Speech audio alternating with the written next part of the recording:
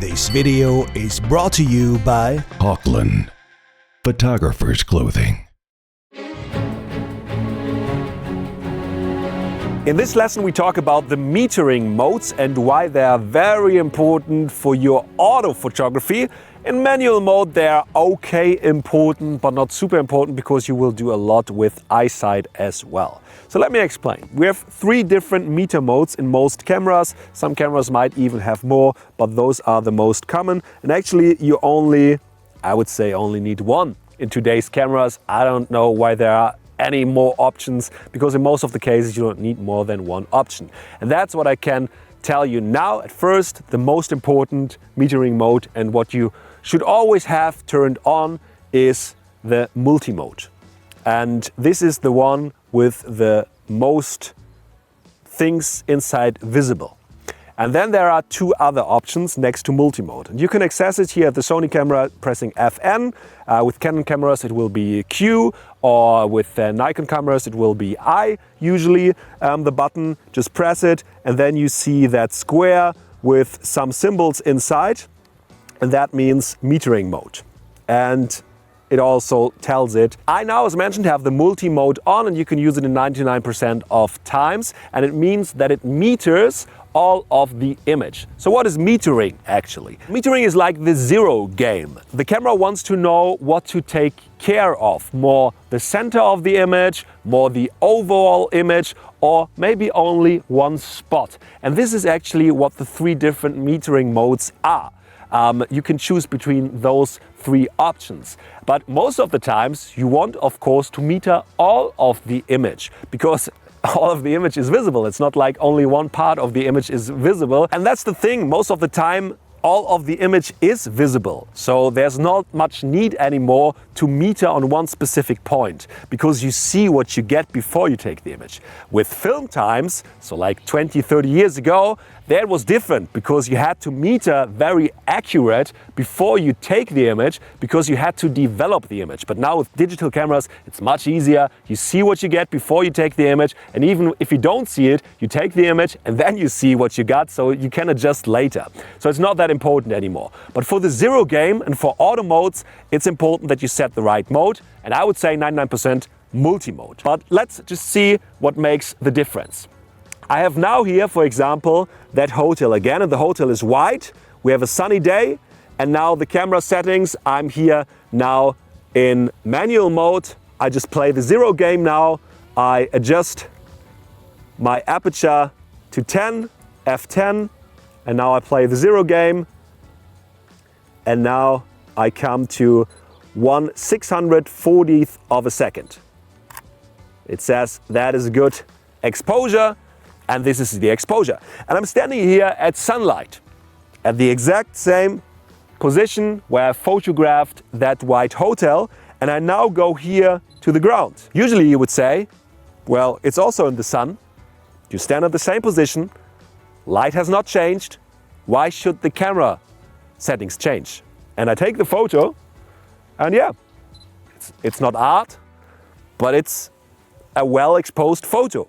It's a dark floor, lava rocks here, but the camera is saying something different. It's saying -2, blinking, so totally underexposed. Why is it saying that? Because it's metering that dark surface, lava rocks here on the ground. And because they are dark, the camera says it's too dark, make it brighter. Now comes your photography and your skills and your taste into play. And that's why I prefer manual mode most of the times, because I just set the settings once, like with the hotel here in the light scenario, and then I just take the settings and maybe make slight adjustments, but that's it. But now when I would shoot auto mode, let's test it, I go to P again and photograph the same situation. So the hotel is now F8 and a fast shutter speed. And now I go on the ground, and it makes a pretty bright image. It does not look bad, but it changed the aperture to f4.5 and it made a slower shutter speed. So a lot of adjustments were made, and I don't have the same brightness anymore. It's much brighter here because of that dark surface. And it's the same when you photograph snow. snow is very bright. And that's why a lot of times snow pictures are underexposed. So they are too dark and the snow looks grayish, too dark, maybe faces look too dark when you photograph in snow and so on. Because the camera does not know. It will only meter on what it sees. Or when you photograph at night, beautiful stars, then it might be too bright as well. Or you might even use a flash because the camera meters, and that's when you see usually people have auto mode or something on, because then the flash pops out and just brings in the flash because it says it's too dark, I have to make it brighter. But maybe you don't want to. Maybe you want that moody situation. Maybe you want to play with shadow and light. Then you have to adjust it manually, or at least use a half automatic mode and then adjust it with the compensation, like I told you already. So yeah, that's it. So let's see what the other metering modes do. I will go now in manual mode again. Meter here on the hotel, F10. This is a great jacket system for outdoor photography. I'm Albert Ross, professional landscape photographer, and this is my Hochland Parker Pro jacket. This red color is my personal signature edition. It has multiple layers, not just this layer. It has a fleece layer, a mid layer, and this outer layer. It's very waterproof, it's windproof, and it's suitable for any kind of weather conditions. Anyone can wear it, but it's a jacket system aimed at photographers, meaning it has some very nice features like this little pocket with my lens cloth attached here. I can quickly take it out for my glasses or my lens or my filters. Then it has really big pockets here for accessories, and it has a lot of nice pockets inside for batteries, smartphone, SD cards. It's very convenient for me as a photographer to use, not only because of the weather, but also because of all these nice features. Now on sale, discontinued and off-season items up to 60% off at www.hochland.us. Hochland.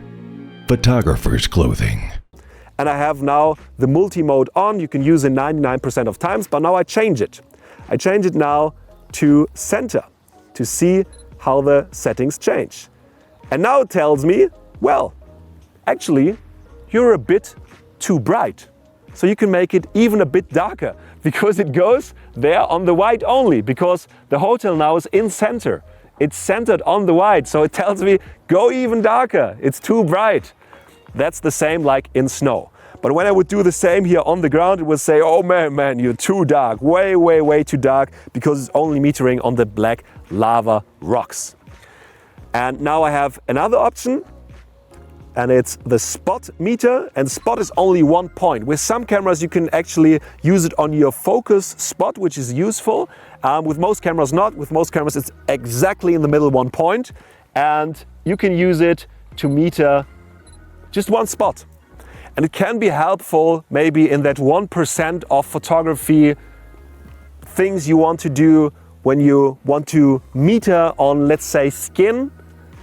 And you have a person standing like me now in the light, and you have shadow all around. You have maybe like a window where the light is coming through. Only you want it on the face of the person, and the rest should be totally dark. Then you can maybe meter on the face of the person with spot mode. But that's it. All of the other times, and maybe also in this situation, you could just use your eye and say, yeah, I just use multi-metering, and then I just look at the image and then I say it's too bright, I make it darker, that only the face looks good. Or I underexpose on purpose and go on -2, even though the camera says it's too dark, but it looks beautiful. So the zero game should always be for you only a helper. Only one thing you can look at it, but you don't have to be super accurate to always stay on the zero. When your eye says, or your taste tells you it's better on -2, go -2. Don't care about the zero, go whatever looks best. And that's the great thing about digital photography, because you can actually do that. Because you can take as many photos as you want, you see the image before you take it with modern cameras, and as well, after you took the image, you can just look at it and say, it's too bright, too dark, I don't even need that zero game anymore.